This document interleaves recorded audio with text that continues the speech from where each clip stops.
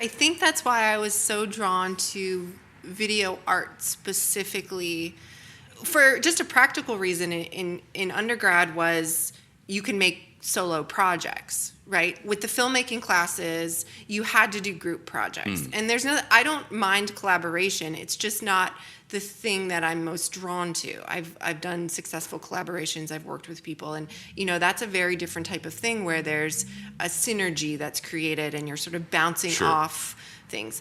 But for me, it was always, yes, how can I get that thing in my head and get it out in its purest form using a specific medium, right? And sometimes a project, it sort of tells you what it wants to be, So is this going to be a film that people sit down and watch in a traditional movie theater? Is this going to be an installation in space where you're sort of thinking about the relationship between the image or the projection or the object and how people are interacting with it? So sometimes art can it's this kind of conversation you're having, and it's always going to change. Like you're saying, there's never going to be a direct one-to-one until there's, chips in our brain and, who knows what the future holds. But with what's possible now, there's going to be some level of compromise, right? Yeah. And limitation. And then it's a matter of how close can you get? And so oftentimes with some of my work, there's a feeling, it's hard to know when something's done, when something's ever done. Sure. Yeah. But sometimes there's sort of a gut feeling inside where you're like, okay, this is it. I got it. Now, whether it was what I intended or not, it can kind of feel finished. Yeah. And that's when I edit, because I was doing professional production, commercials and different types of videos for small businesses and nonprofits and things. I did that for 15 years. Same thing. Editing is just, to me, you can't necessarily teach it because it's a gut feeling about time. Do I need to cut a frame here, a frame there? Does this need to be longer? You have to sit in your body and sit with it as a viewer. And you kind of know once it feels good, when it looks good, when it's done. So. Oh, I love that. Yeah. I really relate to it, too. Yeah.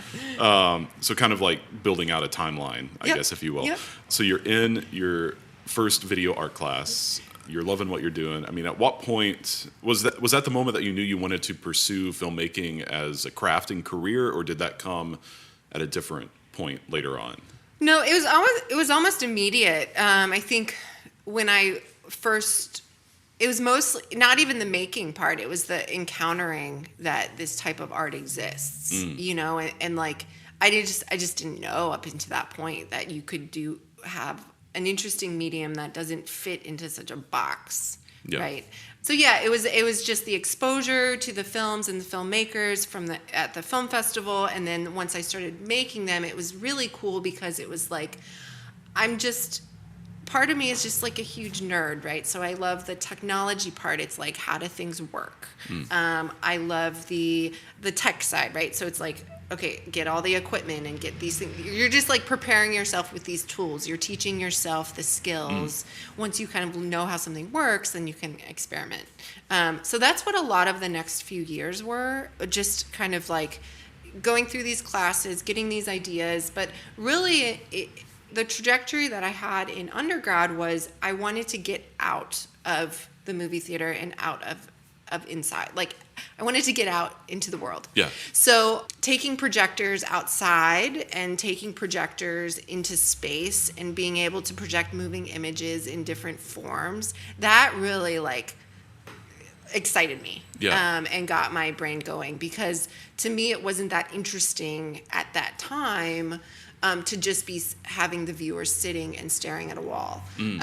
It was just more exciting to me to include the sounds of the city, the smells of the buildings, the smells of the trees, the interaction with people, right? You're not necessarily silent in a movie theater, you're talking to people. That was a really exciting element to add to the basis of what a film or video can be, is site specificity. Yeah. So I guess now might be a good time to kind of get your definition of experimental film, because we've talked about it for quite some time now. Yep. And I have a friend who's a musician. He works in radio up in Yellow Springs, Ohio, for those who aren't in this area.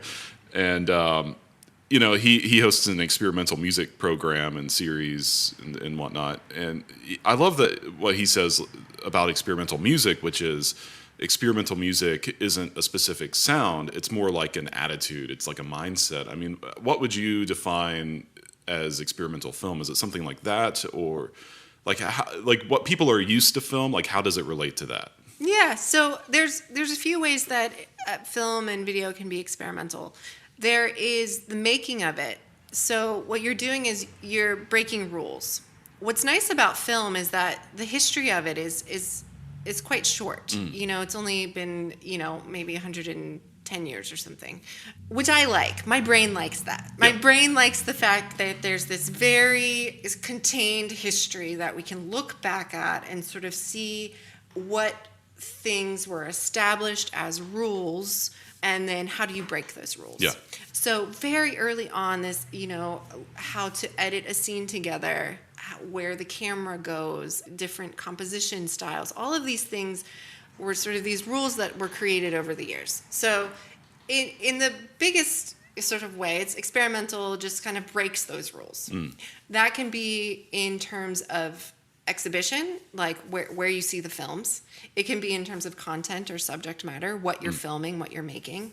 It can be in terms of what you're getting from it. So it's not going to necessarily follow the 3-act narrative structure and have actors and have, this traditional Hollywood sense of storytelling, which comes from literature.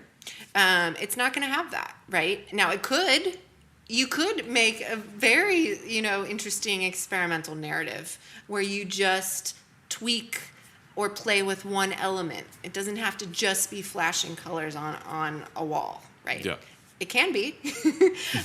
But what's nice is that it's so open-ended that it can be a lot of things. And you take any element, like we're talking about these choices, and you subvert it, and then that can be experimental. So I could make a completely, very conventional narrative film, but I could show it to you upside down. Right. Then what happens? Yeah.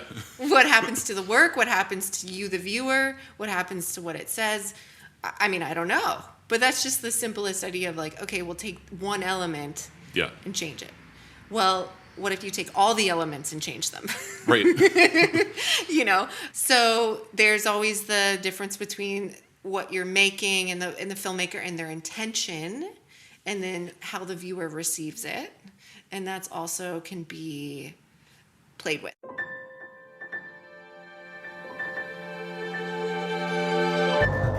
Thank you so much for tuning in to Micromaker by Loose Leaf Transmissions. We hope you enjoyed this brief glimpse into the inner workings of the creative life. If this resonated with you, be sure to check out the full conversation on Music Maker with Tyler Kline, a podcast exploring craft and process, philosophy and inspiration, and the honest, often messy parts of being an artist, creative uncertainty, purpose and identity, and resilience. You can find Music Maker wherever you get your podcasts or by visiting musicmakerpodcast.com.